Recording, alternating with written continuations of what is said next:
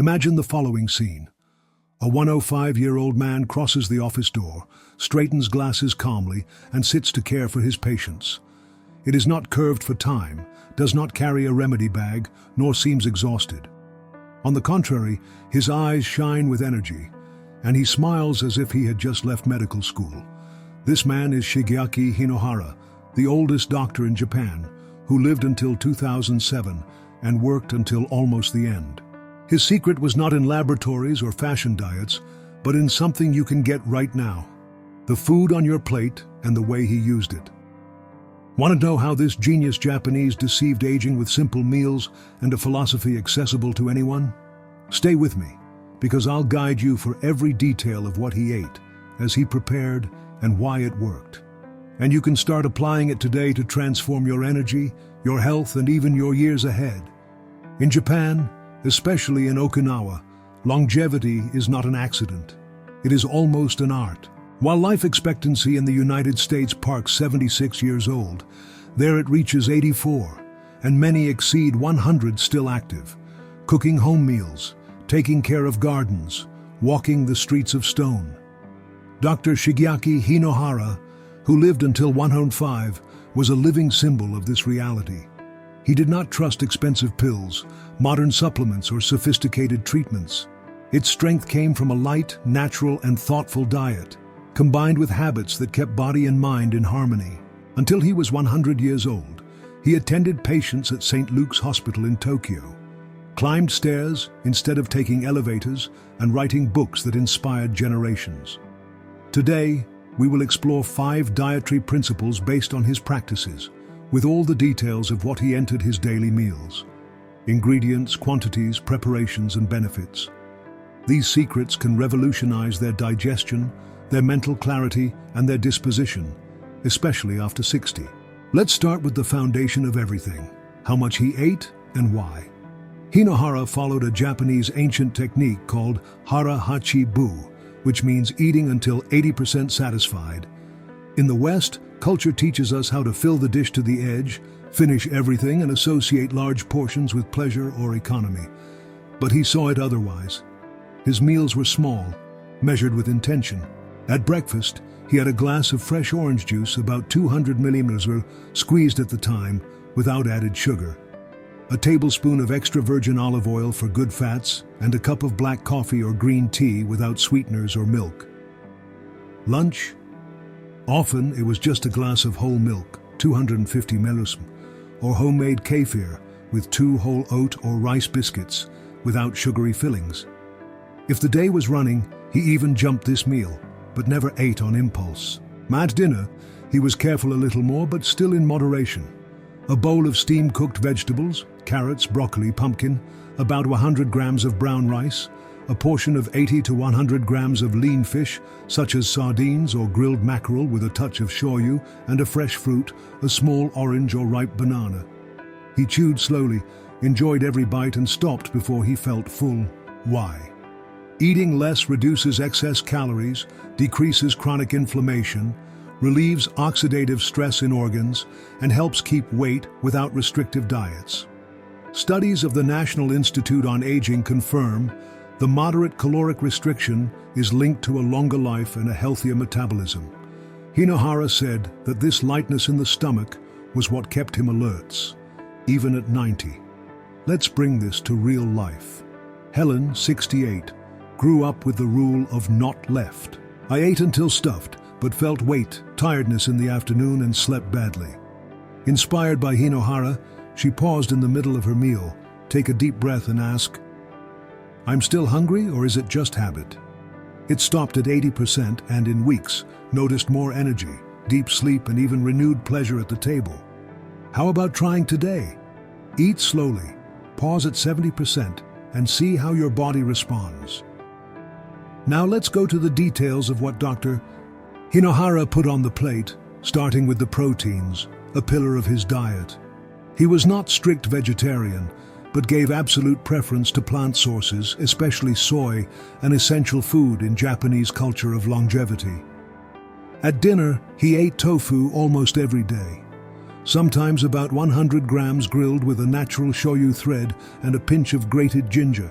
sometimes diced in a light soup with algae and chives. He also loved miso, a fermented soy, rice, or barley paste that used to make hot broths, a tablespoon dissolved in 200 milliliters of water with pieces of wakame, dry algae, and a touch of soft tofu. Another favorite was edamame, the green beans still in the pods, steamed for 5 minutes and splashed with sea salt.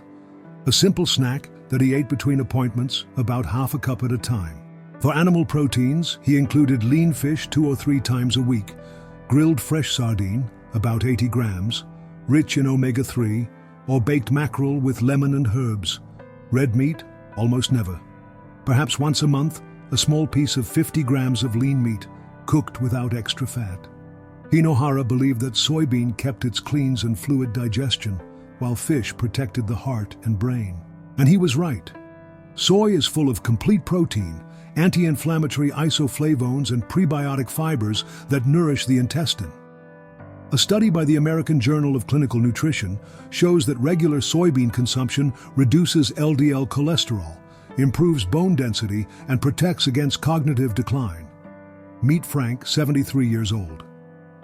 He avoided soy because of hormone myths, but, inspired by Hinohara, exchanged steak for a clove, ginger, bok choy, and a touch of oyster sauce. In 3 weeks, blood pressure fell, joint pain relieved, and he stopped nap in the afternoon. You don't have to abandon the meat, just balance. How about adding tofu to dinner or edamame as a snack this week? What if I told you that a morning ritual can be your shield against aging? Hinohara started almost every day with a hot soup of mission soup, a habit he saw as liquid medicine. He prepared this way: a tablespoon of red or white miso, depending on the day, dissolved in 200 milliliters of hot water, with a teaspoon of dried wakame algae, which moisturizes in the broth, soft tofu cubes, about 30 grams, and a pinch of chopped chives. Sometimes it varied with natto, a purely fermented soy dish with sticky texture and strong smell. Some 50 grams mixed with Japanese mustard or soyu and served over half a cup of brown rice. He also ate pickled vegetables such as turnip or naturally fermented cucumber without artificial vinegar, about 20 grams next to the miso. These fermented foods were sacred to him, loaded with living probiotics that balance the gut, digestive enzymes that help absorb anti-inflammatory nutrients and compounds that protect brain, joints, and immunity. Hinohara said that morning miso was like waking up the body softly, preparing it for the day. In the West, Hendoren bet on probiotics in capsules, but he knew that real fermented food has a unique synergy. Living microbes work along with food nutrients. Claire, 70, suffered with swelling, irregular digestion, and weight after meals. He tested powder fibers, enzymes, and expensive probiotics, without a result, until a friend gave him a pot of natural miso. It started with a morning cup, hot water, a spoon of miso, and a drizzle of olive oil. In 2 weeks, the swelling disappeared, the energy was stable, and the afternoons gained lightness. Hinohara guaranteed that this habit was a daily gift to the body. Want to try? Mix a mission spoon in hot water or eat natural pickles with lunch. It's simple but transformative. When it came to carbohydrates, Hinohara had a special view. He didn't avoid them, but he chose them wisely. Instead of polished white rice, common in modern Japan, he preferred brown rice or Japanese purple yams, known as satsumimo. At dinner, he ate about 100 to 150 grams of yam, steamed until soft or baked in the oven without any additive, no sugar, butter, or frying. Sometimes it exchanged for brown rice, half a cup, about 100 grams, cooked with water and a pinch of salt, served with vegetables or fish. Why these carbs? Purple yams is rich in anthocyanins, antioxidants that protect blood vessels and combat cell aging, as well as fibers that stabilize blood sugar, potassium to the heart, and vitamin C for immunity. Brown rice, in turn, brings B, complex vitamins and minerals such as magnesium, with a low glycemic index that prevents peaks of energy. In Okinawa, these intelligent carbohydrates make up over 60% of the centenary's diet. Hinohara said they were kind to their body and gave strength without regret. Research in the National Institutes of Health confirm Foods such as purple yams improve vascular function, reduce inflammation, and slow cognitive decline. Paul, 69, was pre-diabetic and cut all carbohydrates thinking it was the way. He was exhausted and with cravings. Inspired by Hinohara, added half a cup of cooked yam to lunch with a drizzle of olive oil and herbs. In 2 weeks, the energy lasted all day, blood sugar stabilized, and the desires for sweets disappeared. The lesson? Do not run away from carbohydrates. Choose those who really nourish. Hinohara also gave special attention to fats, but in moderation and very high quality. At breakfast, he included a tablespoon of extra virgin olive oil, about 15 ml, sometimes mixed with juice, or used to season vegetables at dinner, such as cooked broccoli or zucchini. It avoided refined oils, fried fries or fats, such as butter, lard or margarine. The good fats of the fish omega-3 sardines or mackerel came naturally in the portions of 80 grams that it ate weekly, grilled or baked with lemon and fresh herbs, such as basil or parsley. Sugary desserts, almost non-existent. If I wanted something sweet, I would take a fresh fruit, a small apple, about 150 grams, a peeled orange or a half-ripe banana, always with washed shell to enjoy the fibers. He said that the olive oil kept his arteries flexible and the fruit satiated without overloading.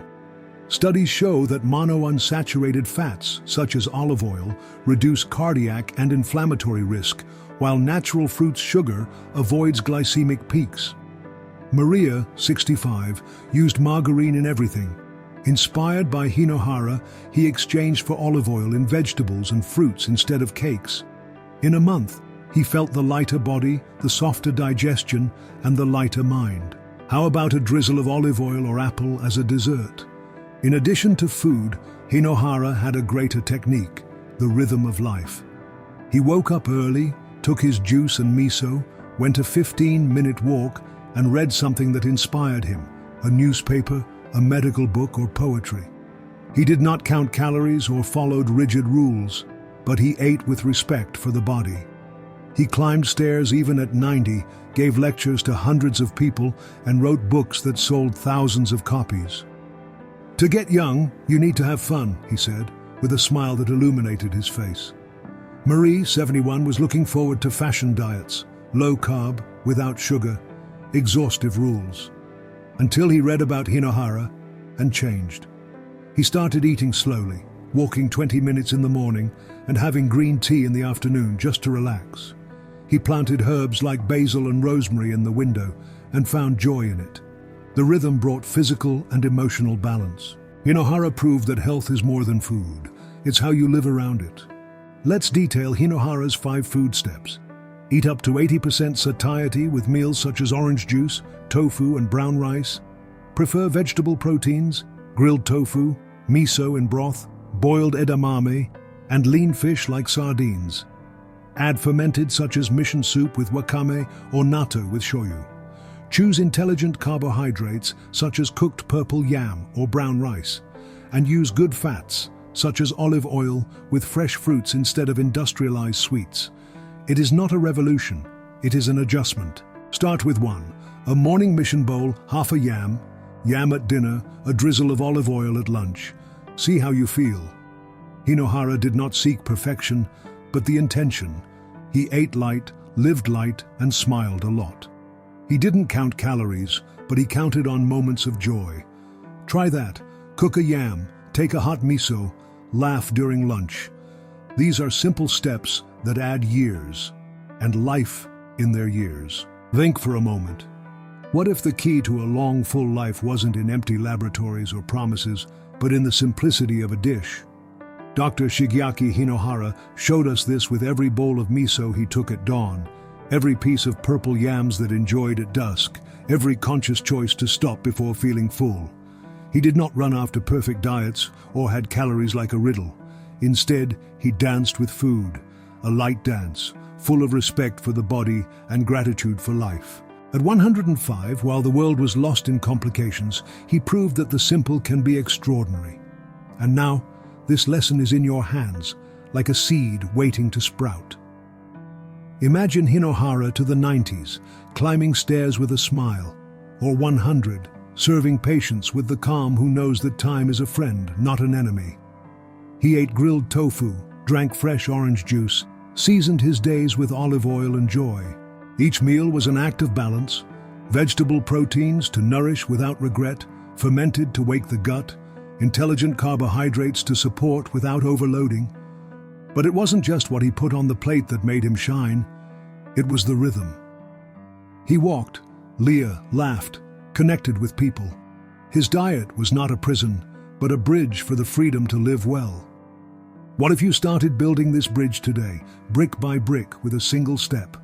Now close your eyes for a second and feel that, the smell of a mission soup warming the kitchen, the sound of a crispy apple being bite, the lightness of a body that does not carry excesses. Hinohara has taught us that health is not a distant goal, but a gift that unwraps every day. In the break before finishing the plate, when choosing a lean fish instead of a greasy steak, in the pleasure of a fresh fruit that sweetens without guilt. He didn't live to impress, but to inspire. And when it leaves, it has left an echo that resonates here. You don't need more years in your life, but more life in your years.